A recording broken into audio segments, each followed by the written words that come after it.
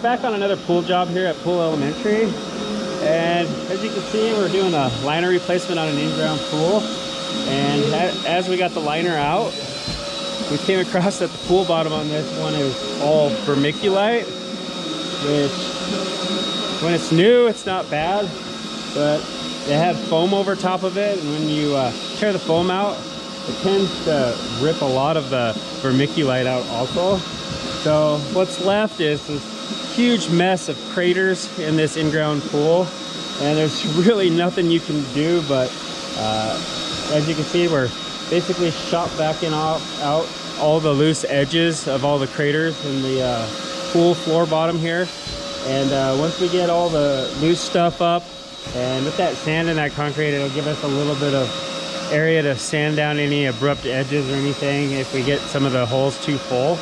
So we'll take you along for this ride, and if you do run into this, it's just a lot of work and time, but in the end, your floor bottom underneath your liner is going to be a lot smoother, and your liner is going to hold up better than having a bunch of divots and rough edges to sit on.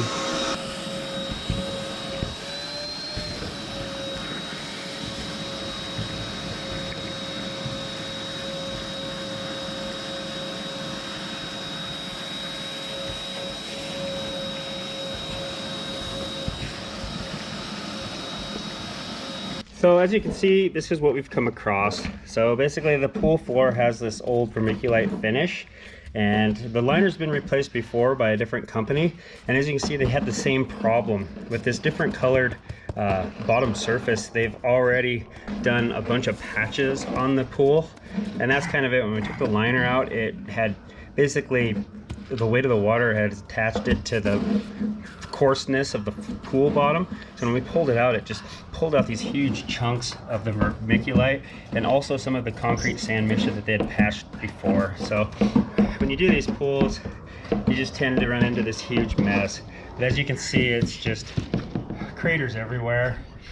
And that's what we're gonna do, is we're just gonna clean these up and basically go through and take the time to patch it.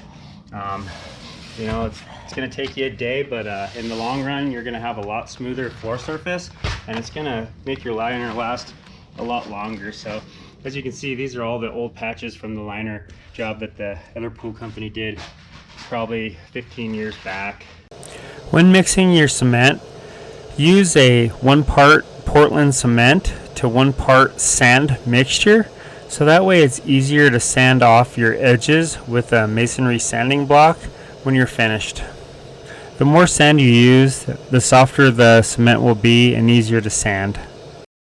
Also, when applying your concrete, dampen the surface with water. This will make your concrete adhere better, and when applying, make sure your concrete's got the consistency of almost a milkshake. You want it a little bit soupy, so that way it applies and spreads better. Now that all of our patches are filled with concrete, we'll use a little bit of water and a trowel to finish smoothing out our patches. After they're smoothed out, we'll let them cure out for 24 hours.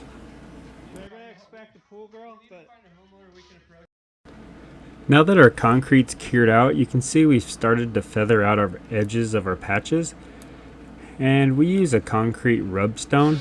And when you use this, you're only going to want to go around the outside edges and just take off any abrupt edges and just smooth it out, just so you can't feel it with your feet when you're walking on your new liner.